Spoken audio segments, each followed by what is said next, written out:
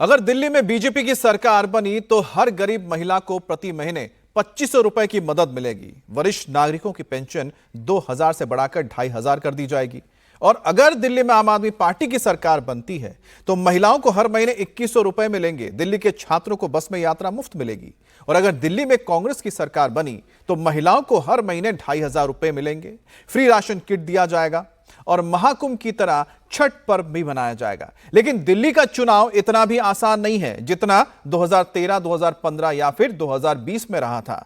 2025 में दिल्ली का चुनाव मुफ्त की कल्चर से बहुत आगे निकल गया है और इस बार एक नया फॉर्मूला निकाला है। यह नया फॉर्मूला क्या है, आपको बताते हैं इस रिपोर्ट के जरिए। 8 फरवरी को क्या होगा? क्या ये दिल्ली के 71,74,000 महिला वोटर्स तय करेंगी? दिल्ली में किसकी सरकार बनेगी? क्या ये 20 लाख से ज्यादा मुस्लिम वोटर्स तय करेंगे? दिल्ली में कमल खिलेगा, झाड़ू चलेगा या फिर पंजे का निशान चलेगा? क्या ये मिडिल क्लास वोटर्स डिसाइड करेंगे? महिला, मुस्लिम और मिडिल क्लास, इन 3 एम्स पर ही सबका फोकस है। मोदी को महिला वोट ने हरियाणा जिताया, महाराष्ट्र जिताया। क्या यही महिला वोटर्स मोदी को दिल्ली में भी जीत दिलाएंगी? क्या मुसलमान नरेंद्र मोदी को वोट करेगा या अब की बार राहुल को चुनेगा या फिर केजरीवाल की सुनेगा? दिल्ली में 45% मिडिल क्लास 5 फरवरी को किससे वोट करेगा? नरेंद्र मोदी, अरविंद केजरीवाल, राहुल गांधी, तीनों के दिमाग में क्या चल रहा है आज पता चल गया है। हम तीनों की दिल्ली वाली चुनावी स्ट्रेटजी को डिकोड करेंगे। सबसे पहले बात महिला वोट की करते हैं, जिसे कांग्रेस अपने पाले में खींचना चाहती है, जिसे केजरीवाल अपने पास रखना चाहते हैं, बिखरने नहीं देना चाहते हैं। और ये वही महिला वोट है जिसके दम पर मोदी दिल्ली जीतना चाहते हैं। और महिला वोट वाला ये दांव तीनों पार्टियों ने चला है। इसके लिए पहले आम आदमी पार्टी ने 2100 रुपए प्रति महीने वाली महिला सम्मान योजना लेकर आई। फिर कांग्रेस ने प्रति महीने 2500 रुपए वाली प्यारी दीदी योजना लॉन्च की। और अब बीजेपी भी प्रति महीने 2500 रुपए वाली महिला समृद्धि योजना लेकर आई है। तीनों ही पार्टियों में महिला वोट के लिए गजब की मारामारी शुरू हो गई है। महिला वोटर्स को रिझाने वाला यह सियासी कंपटीशन अब नेक्स्ट लेवल पर पहुंच चुका है। मुझे पता चला आज इनका जो संकल्प पत्र आ रहा है वो एक ही लाइन का संकल्प पत्र है। जो काम दिल्ली में केजरीवाल कर रहा है हम भी वही काम करेंगे। बस इसके अलावा और कोई उनके संकल्प पत्र में नहीं है। उनके पास ना दिल्ली के लिए कोई विजन है, ना उनके लिए कोई प्रोग्राम है, ना उनकी कोई प्लानिंग है, ना उनके पास कोई टीम है, ना उनके पास कोई नेता है, ना उनके पास सीएम चेहरा है। वैसे में ये देखो, उनकी सरकार तो बन नहीं रही, सरकार आम आदमी पार्टी की बन रही है। तो फिर 2500 क्यों कर रहे हो? 10,000 करो ना। मतलब कुछ थोड़ा विजन बड़ा रखो यार। जब सरकार ही नहीं बन रही तो कुछ भी बोल दो, तो फिर कुछ अच्छा बोलो ना, बड़ा बोलो। जो प्यारी दीदी योजना के 2500 रुपए है, ये सिर्फ उन लोगों की हवाबाजी नहीं है जो पहले भी यहां वादा करके वादा तोड़ चुके हैं। पंजाब में, पड़ोस में पंजाब, अभी कुछ दिनों पहले पंजाब की महिलाएं आई थी विजय चौक पे, मैं देख रहा था, आप लोग उनसे इंटरव्यूज ले रहे थे। कैसा धोखा उनके साथ हुआ। ये वो पार्टी 2500 रुपए की प्यारी दीदी योजना की घोषणा कर रही है जो आज जब हम बात कर रहे हैं 4 राज्यों में लागू कर रही है अपनी गारंटी। अब दिल्ली बर्दाश्त नहीं करेगी। फिर से शीला दीक्षित की दिल्ली, कांग्रेस पार्टी की जो दिल्ली थी, 15 साल जो शासन सुशासन यहां दिया, उस दिशा में दिल्ली फिर से देख रही है।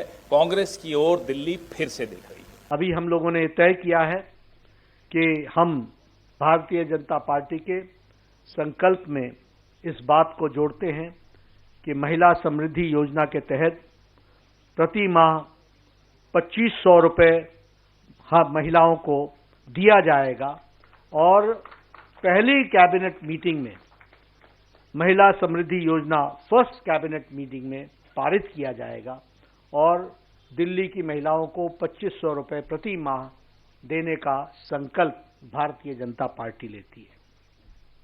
उसी तरीके से एलपीजी के सिलेंडर में जो हमारी गरीब बहनें हैं, जो गरीब परिवार हैं, उनको 500 रुपए का सिलेंडर पर सब्सिडी दी जाएगी और साथ ही साथ होली और दिवाली में दोनों समय में, हर एक समय में, होली और दिवाली में 1 सिलेंडर ईच यह मुफ्त दी जाएगी, फ्री सिलेंडर दिया जाएगा, इसको प्रोवाइड किया जाएगा। और साथ में 21,000 रुपए प्रति प्रेग्नेंट मदर को चीफ मिनिस्टर के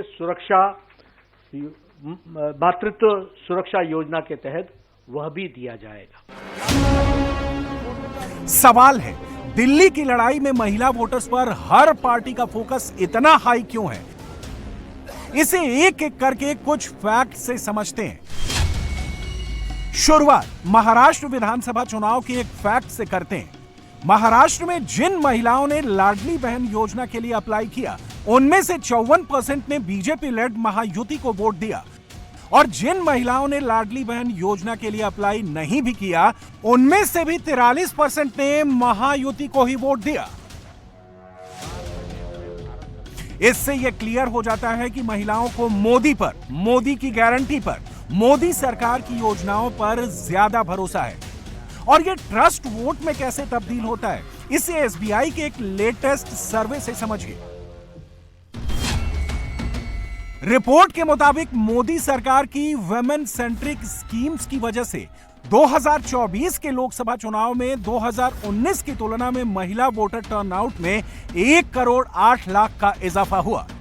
इनमें से लिटरेसी रेट बढ़ने की वजह से 45 लाख महिलाएं, रोजगार या मुद्रा योजना की वजह से 36 लाख, पीएम आवास योजना की वजह से 20 लाख और सैनिटेशन की वजह से 21 लाख महिलाओं ने चुनाव में हिस्सा लिया।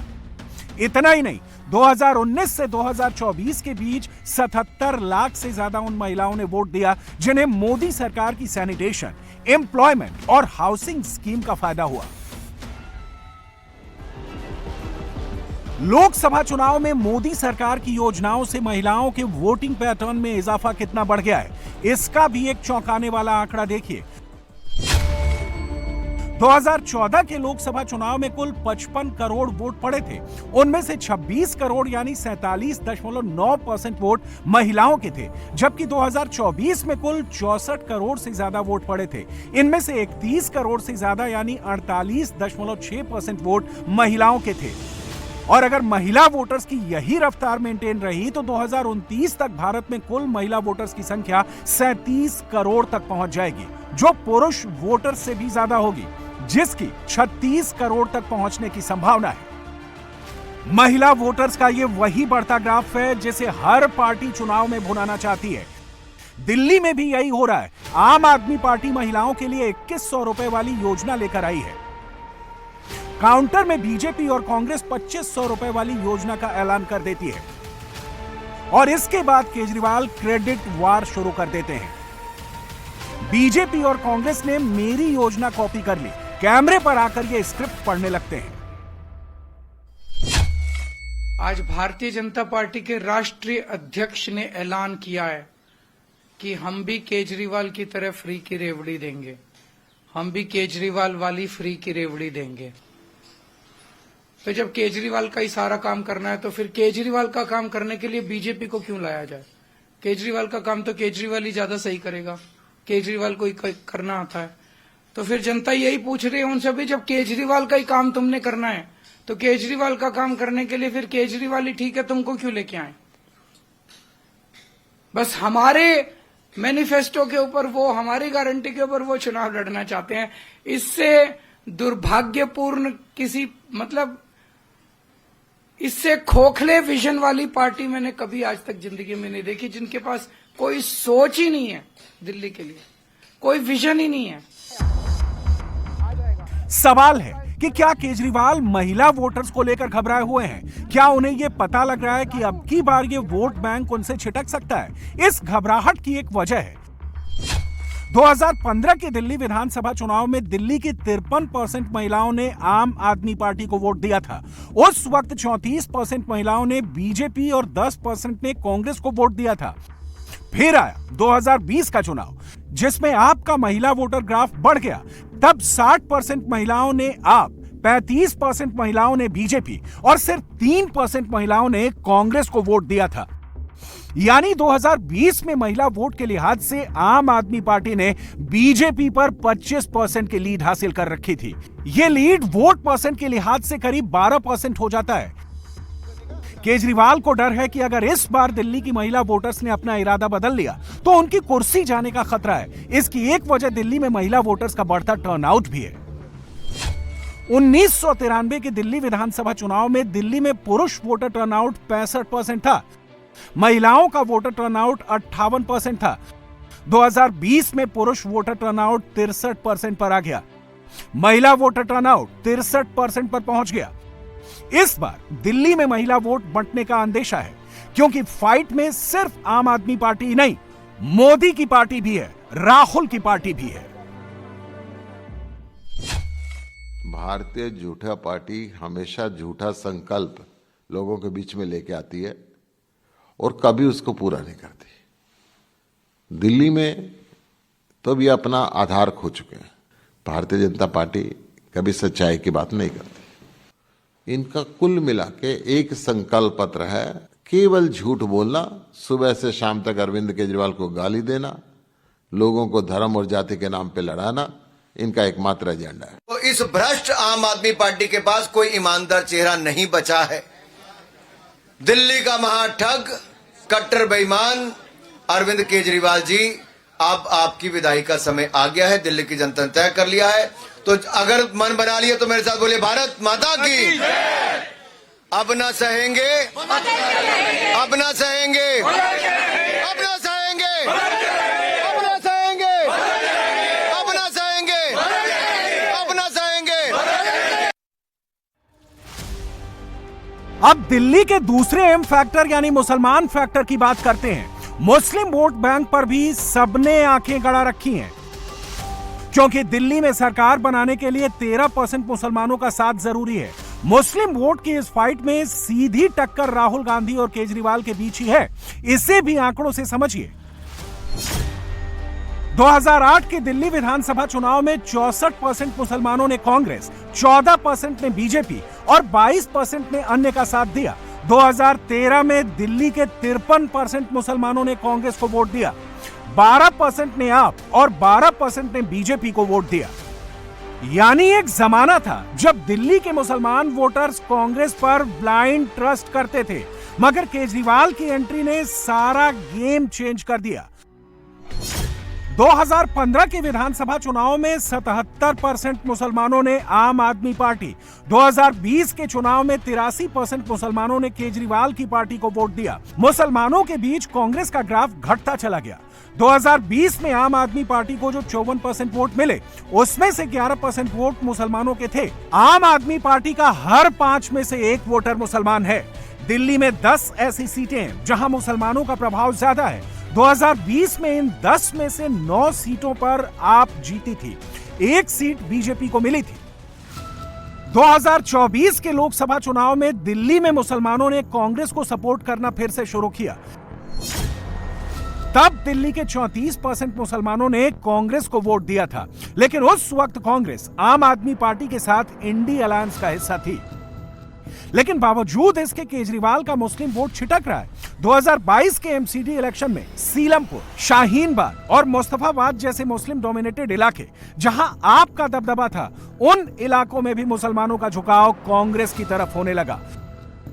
और केजरीवाल को जैसे ही ये लगा कि कांग्रेस उसके मुस्लिम वोट बैंक में सेंध लगा सकती है, उन्होंने दिल्ली चुनाव में सैफ अली खान की एंट्री करा दी।